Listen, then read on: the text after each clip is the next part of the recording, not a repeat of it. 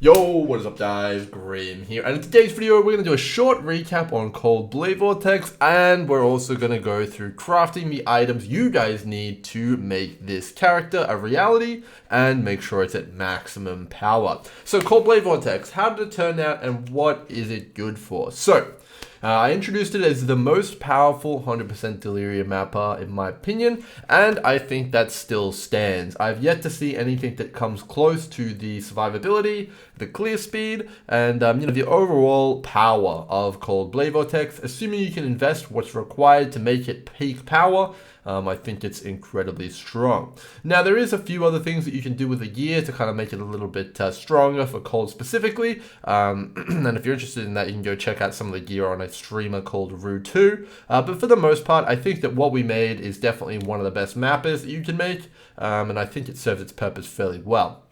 It pretty much blitzes all traditional mapping content as one of the fastest builds you can make, as long as you max out the boots. Which we haven't done yet. And then, of course, in 100% Delirium, it absolutely smashes it, and it feels like you're running like a T1 map, but you're in fact running 100% Delirium, and it's kind of a bit ridiculous, honestly. Very, very strong. It's also lag-proof, when you walk into the Harbinger pack in 100% Delirium, even if you basically go to 0 or -2 FPS or whatever, you're not going to die as long as you keep using Blade Vortex, making it probably one of the best characters for it in terms of speed, utility, survivability, everything. Which is very, very good there. Very big fan of the character, and I think it's definitely going to be one that, as long as it doesn't get nerfed, I will recreate league after league. So very, very strong. Now, let's get into the crafting for it. So this character, obviously we know how good it is. Let's talk about the items you'll need and kind of like the things that people have been a few issues with when making this character. And I'll try and solve some of these things for you. Now, the first thing you guys are going to have been talking to me about is single target. So people have been saying that they have really bad single target and stuff like the Conquerors and all that kind of stuff like that. So that might be coming down to a few things here. So the first thing is that this character kind of does rely on kind of more multipliers and exponential scaling.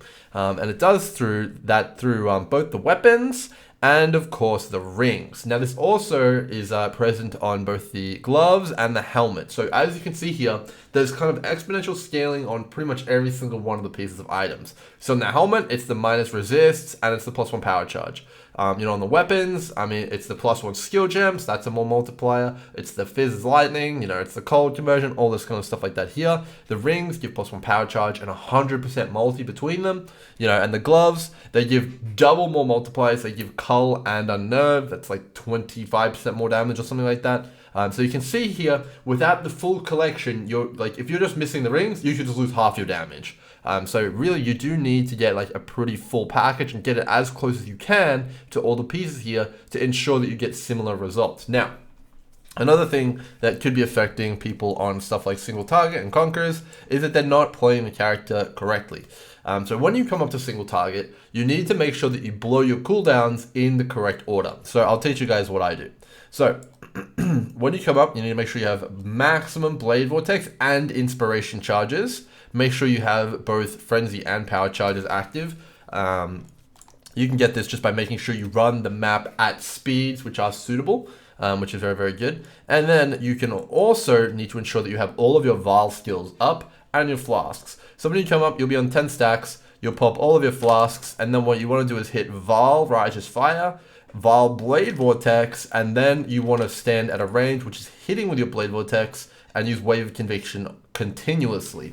Now this will pretty much apply all the good stuff and make sure you're doing maximum damage. It's going to basically increase your output to about 2.5 to 3 times your normal damage on packs, and you should just absolutely melt anything that is in your way with that damage. It'll be very bursty, you'll get it for only a second, but when you do that, basically everything will die. I'm fairly confident I could probably even burst down a feared invitation as long as I had everything up, even without head on a stack. So very, very good indeed. So that's kind of the single target. Let's get into crafting the gear then, shall we? Because that's pretty much the only complaint. Actually, before we get into the gear, let's kind of talk about things that you could do to bring the budget down.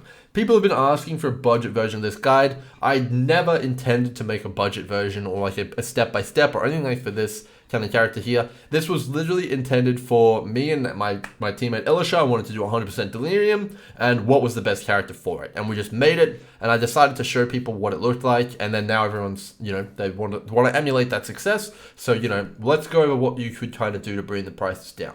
So, in terms of big pieces, you can actually probably get away with fracturing power charge rings.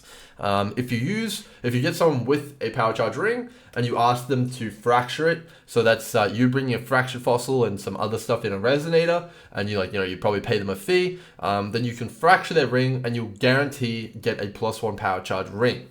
This is probably good enough. You'll lose a good chunk of damage due to the fact that you're losing about 100 critical strike multiplier, but you can probably get away with it. You're probably only going to lose about 20% of your damage on the top end, maybe a little bit more, and survivability and resists. Now you will still get the exponential scaling from the more multipliers on power charges, which is the main part.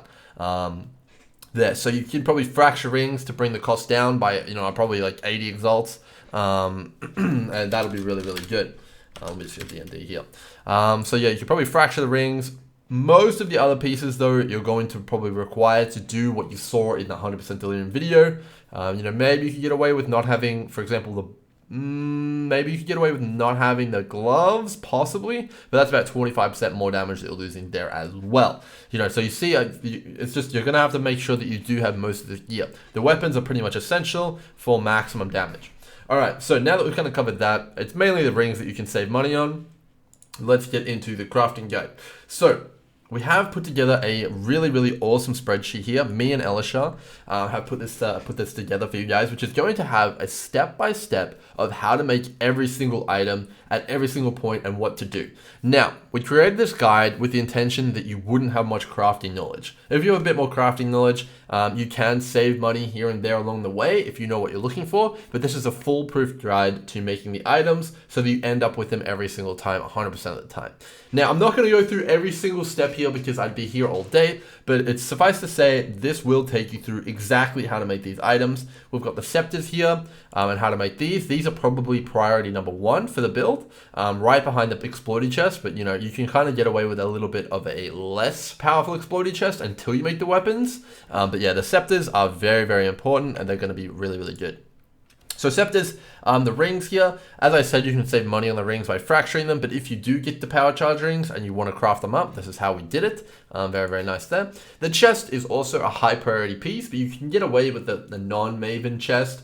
This one definitely is just when you really want to get into Delirium and you want to be making sure you chain those legions and stuff like that, you'll want to go for the Maven chest, but that can be something that you upgrade last. So if you're looking at a priority list, go for a cheap explode chest, get the rest of the gear, and then upgrade the 5% explode chest last. So you can see here, this is the step-by-step for this one. And then the gloves, which are fairly important for your damage, especially the single target damage. If you're having trouble with single target, you're going to want to go for these gloves. They're very powerful. It's about 25%-ish more damage and allows you to respec your ascendancy slightly to make sure you still have cull. This is very good here. Definitely not something you need first, but definitely something you should look into before the exploding chest with Maven. And then the boots. The boots are a bit of a funny one. So I couldn't make a step-by-step guide perfectly. So I asked Elesshar to do a write-up for me because he was the one who originally crafted it, and he's actually done a really good write-up here for you guys. So you can see here, it's very detailed. You guys are going to be able to make these boots no problem. And you're going to be able to get them probably better than ours. But they're very expensive to make. But when you do get them, they're some of the best. And you're going to be able to smash that 100% Delirium. So you got a step-by-step guide there for the boots as well. Very nice. Moving on. Helmet. So helmet is a very interesting one. It is, again, a massive damage upgrade. It has that more multiplier of both power charges and the penetration of the cold, and it also has some crit multi on it as well. Make sure you do get a good enchant on them though. As you can see here, we have the zealotry mana reduction. This is essential to being able to reserve both the auras and reserve the Herald of Purity. Without that, you're going to have to drop Herald of Purity, and it's not going to be anywhere as strong. You're going to lose a massive more damage multiplier. So the helmet is actually a very big high priority piece because it lets you go up to those 3 auras versus the 2, and it's probably going to be a ton more damage. So very important to get the helmet done and right. So yeah, that's the step-by-step for the helmet here, and it's going to help you make that one there. All right, so let's finish on clusters. So lots of people have been asking about these clusters here. So this one here, they're cold-based clusters. These ones we actually just purchased. They're very, very difficult to roll. You probably could figure out a way to roll them, but we just opted to go for purchasing them because that's the easier way to do it. So very, very easy there. You're just gonna have to pick some of them up. Now for the mediums, these are actually incredibly easy to craft. You can make them yourself very easily. All you need to do is start off with the base, which is a AoE, let's see what item level, AoE 75 plus medium cluster, 5 or less passives. And then all you need to do is go to harvest and use Reforged Life. This is basically going to give you an incredibly high chance at getting Towering Threat, which is the life modifier, and then you can just keep rolling until you hit Towering Threat plus Vast Power. So you can farm these yourself. If you're farming Headwork Hamlet anyway, which is incredibly lucrative, you can pick up a few of these as well. Alternatively, you can buy them, but you can save a bit of money by making them yourself, which is very, very nice.